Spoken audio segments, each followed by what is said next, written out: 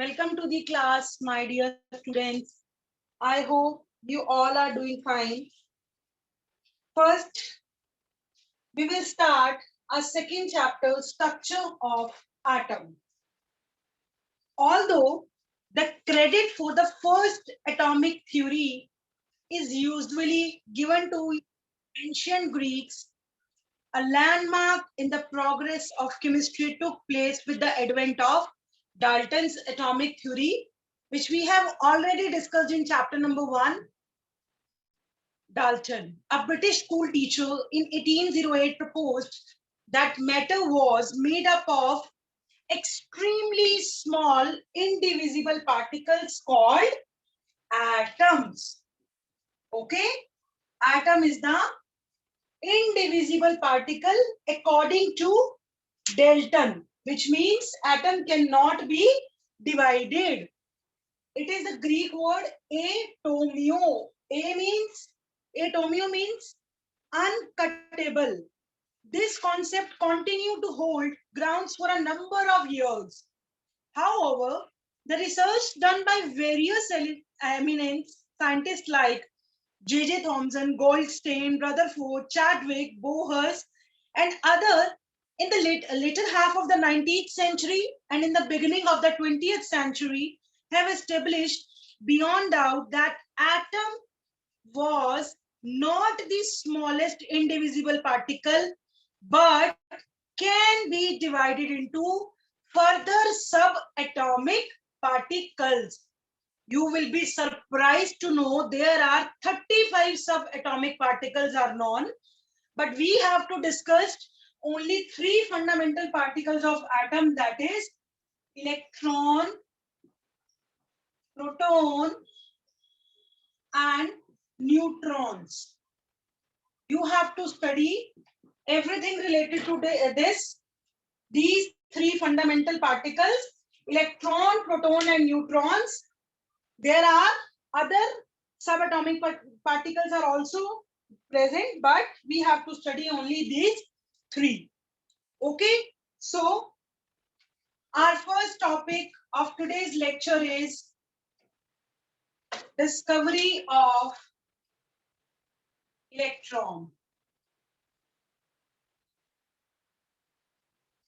Fine. It was discovered by J.J. Thomson. Are you aware of his name? Yes, you are aware because you have studied the water pudding model in class 9 science. Okay, J.J. Thomson model of an atom. So discovery of electron was by J.J. Thomson. What he did discharge experiment.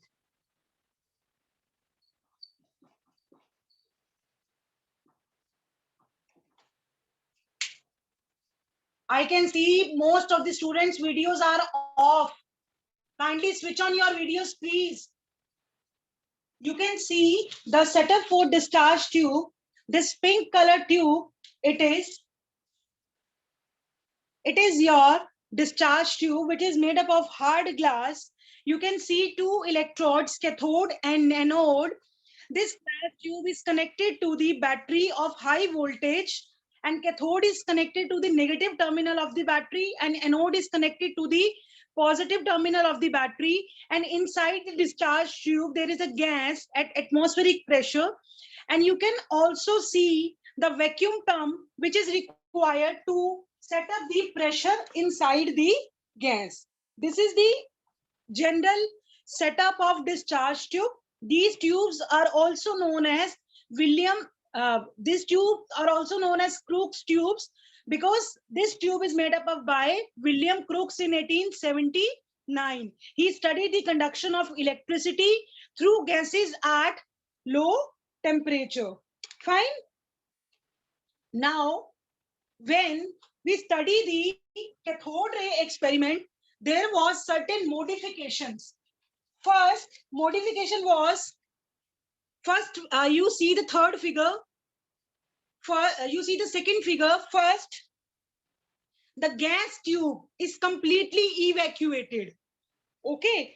Second modification, here the anode tube is perforated, which means it is having small holes, little bit of pores in it.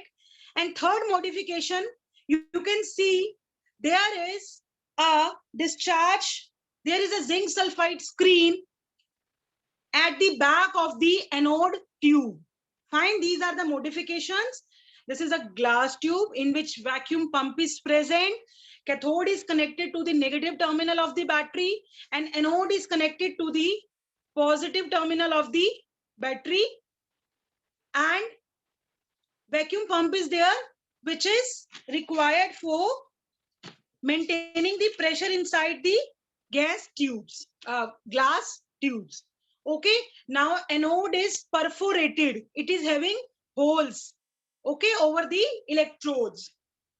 You will know its work, why it is perforated. Now at the end, you can see at the back of the anode, there is a greenish, there is a zinc sulfide screen, which is used to check the scintillation process. Now, what scientists did, when a high voltage of about 10,000 volt is applied between the electrodes, the following results are observed. When the gas pressure inside is 1 atmosphere, inside the glass tube, whenever the pressure is around 1 atmosphere, no current will flow between the electrodes because the gases are poor conductor of electricity. But when this gas pressure is reduced to about 10 raised to power minus 2 atmosphere or about 1 millimeter to 10 millimeter, you will surprised to know that current starts flowing between the electrodes and a colored glow is observed, which is detected by the zinc sulfide screen. You will surprised to know that there are some of the materials which starts flowing from cathode to anode and it will produce colored scintillations at zinc sulfide screens. Okay. Now, this color of the screen depends on the gas taken inside the discharge tube. Okay.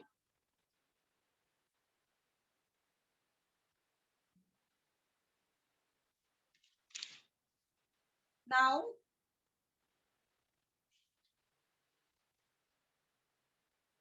just a minute.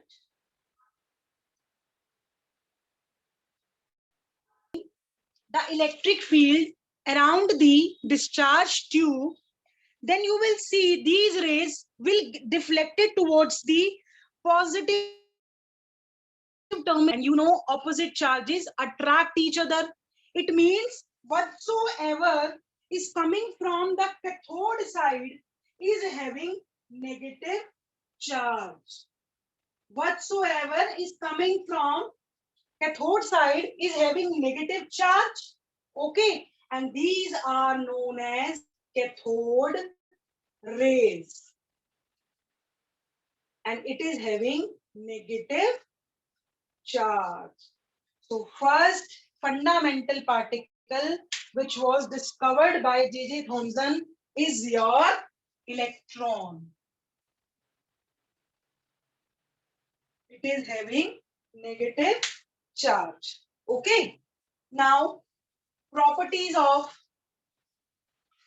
cathode rays. First is properties of cathode rays. Whenever we are getting some metallic material after the anode, you will see it exactly produce the shadow of the material, which means the cathode rays travels in straight lines.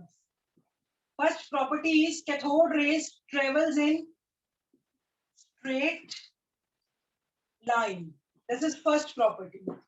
Second, they carry negative charge.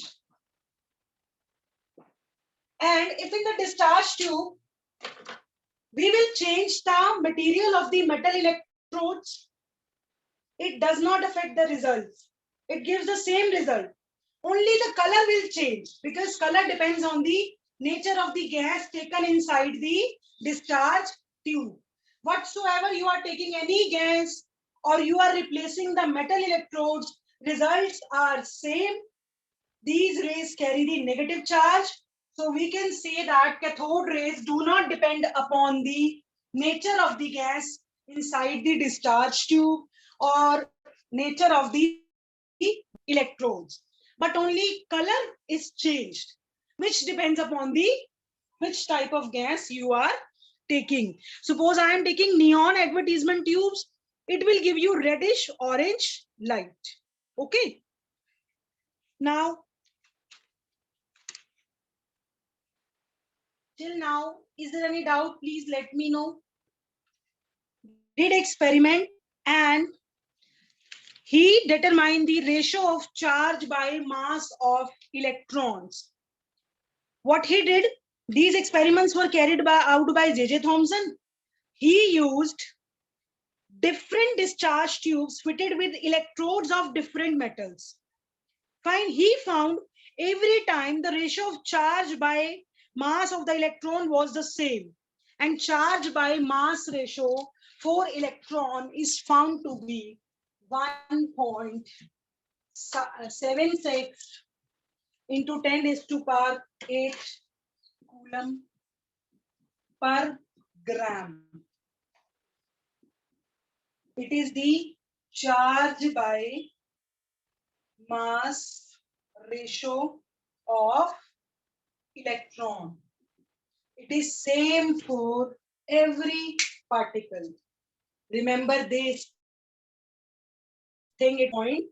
Cathode rays do not depend upon the nature of the metal electrodes and also do not depend upon the nature of the gas taken inside the discharge tube. Everywhere charge by mass ratio of electron is 1.76 into 10 raised to power 8 coulomb per gram. So now we can say that electron is a fundamental particle. Electron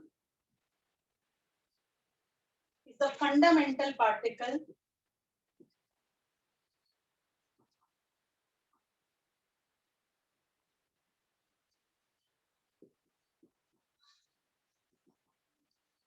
which is having negative charge and has a mass nearly equal to 1 by 8 by 1837 of the mass of hydrogen atom.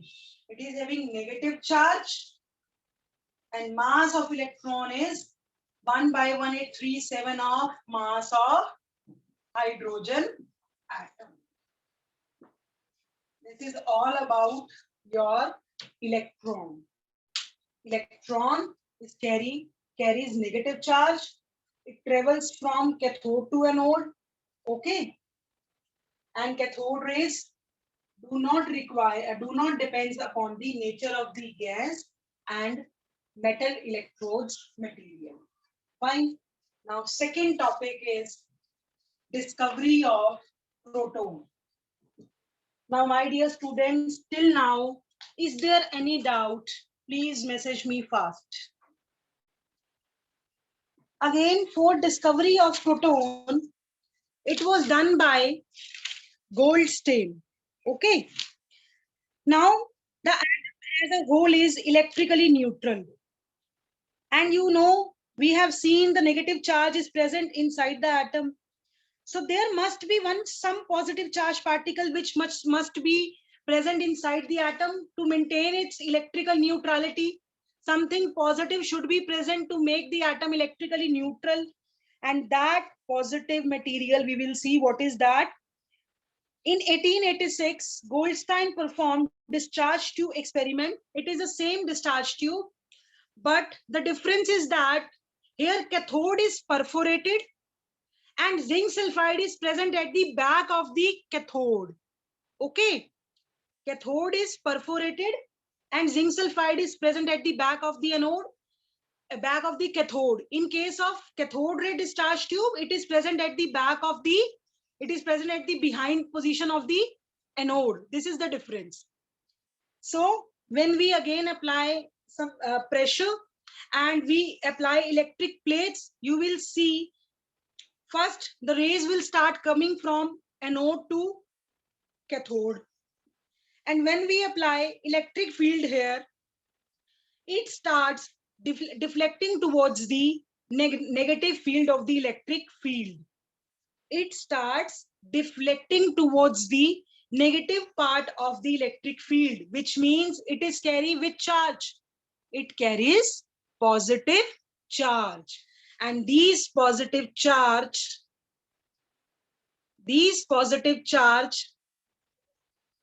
are known as protons.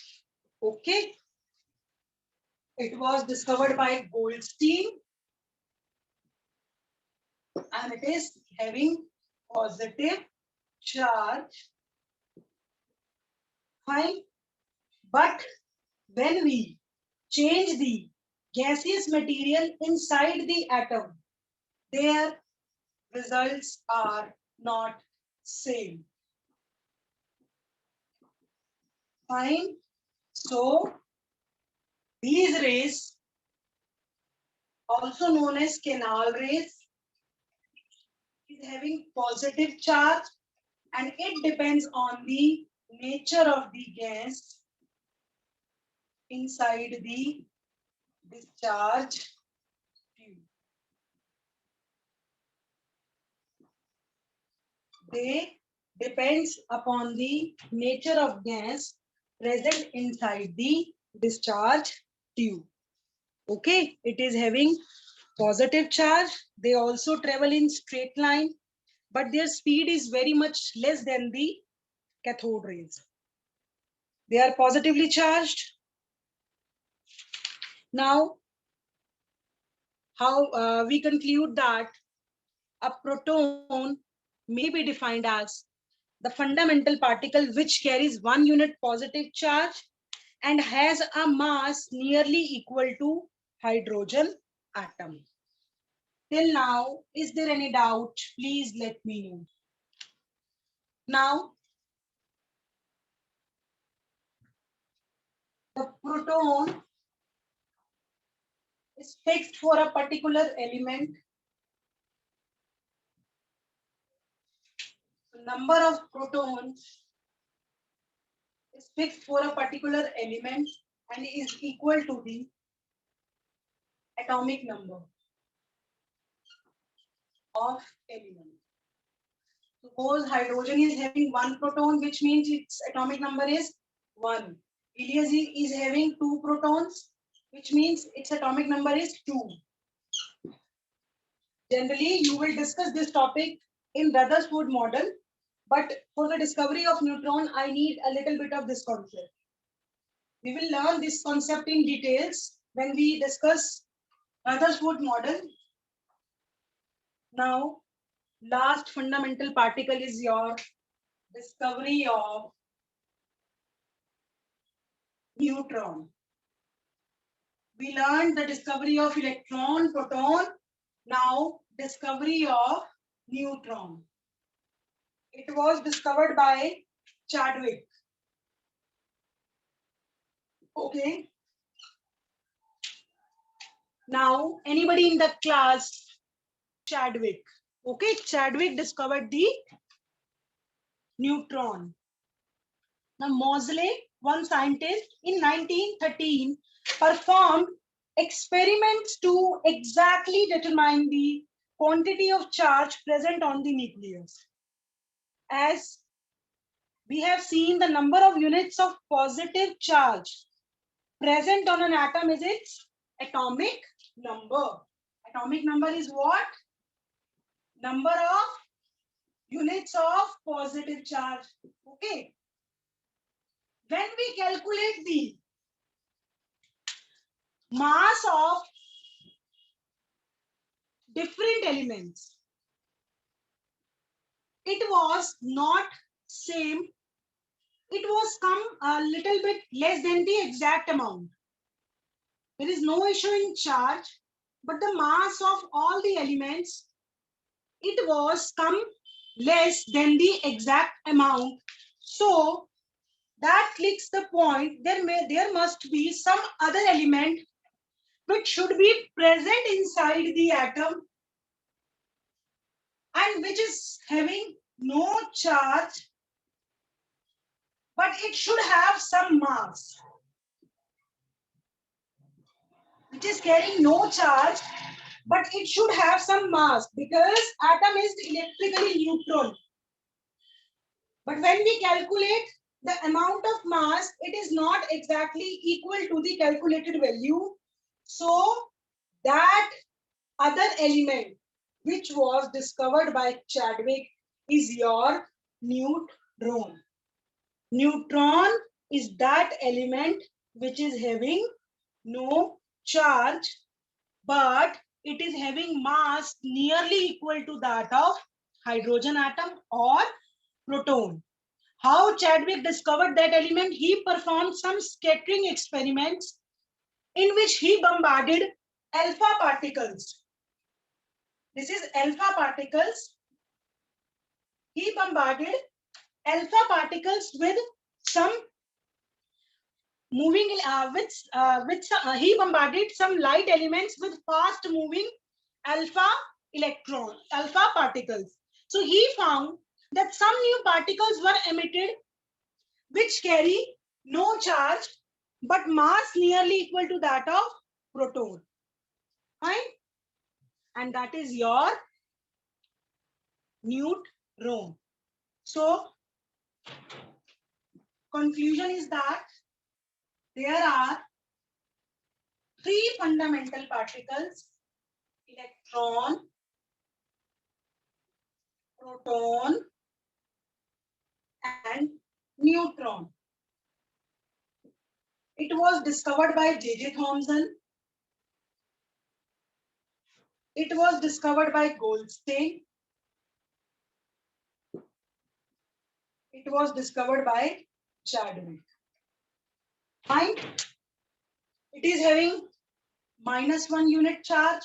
It is having +1 unit charge, and it is having no. And the mass of electron is 9.1 into 10 raised to power minus 31 kg, and it's 1.67 into 10 raised to power minus 28. Okay, and you can write 27.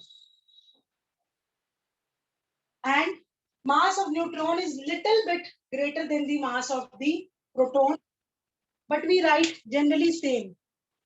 1.67. 2 it is 1.674. It hardly makes any difference. It is also 10 raised to power minus 27.